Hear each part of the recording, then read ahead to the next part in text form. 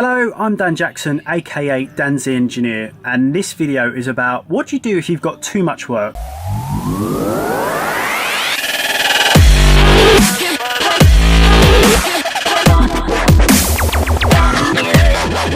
Now, a few guys have come to me and they've said they don't like turning away work, so they get too much work, but actually it's unproductive. So what do you do?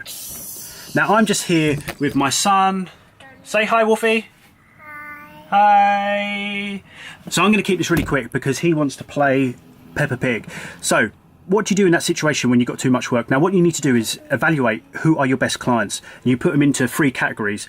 So the top one is your really, really valued clients, the one who pay well, pay on time. Not so much they pay the most, it's about that they pay on time and they give you constant workflow.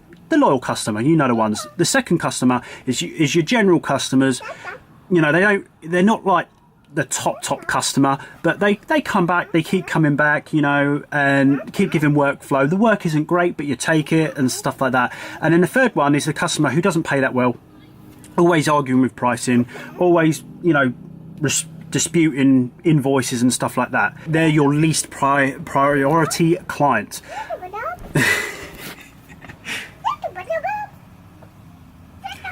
This is how my day goes. But anyway, so they're your least priority client, and you need to sort of make sure that you're looking after your top clients. It's really important. So when I was really, really busy, what I'd done was I raised the prices for the third client. Okay, so not for the number 1 client, not for the number 2, but I started with the third client. I raised the prices. So I'm not turning away work as such, but I'm making it worth my while. So it's either really expensive, and I used to make them wait and make it clear so that, you know, this is a two-way relationship, but they have to wait for the work. Now, the truth is, trying to find a decent electrician is like trying to find a gold-plated unicorn in Narnia. It's very, very, very hard to find. So the truth is, they weren't going elsewhere, so they would just wait. So the ball was in my court at the end of the day, and it was down to me to decide if I wanted to do the work or not. And don't ever be afraid to turn away work. Honestly, it's got to be worthwhile, because I've had situations before where I've got so much work going on that I'm taking on jobs, I'm doing call-outs left, right and centre. Actually, it's making work not profitable because I'm pulling off guys off this job, I'm pulling off then, and you know, they're not getting into a workflow, because if you've got a big job going on,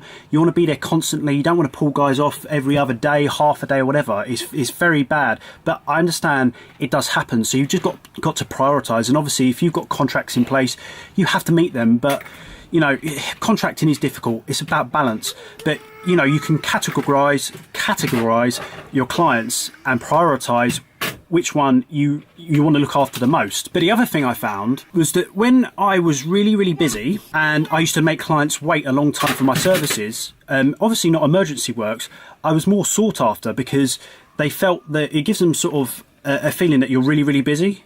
And, you know, it put the ball in my court big time. So when I turn around to a client and say, I looked at the job, I'm like, you know, this isn't really that important, they just need to get it done at some point. I say, yeah, you're going to have to wait a month. They waited a month. That was that. I mean, obviously, I get if there's emergency works, it's a little bit different, but some clients should pay for those emergency works. They should pay more for those emergency works because you're going out of your way and rushing around like a headless chicken to try and make them happen.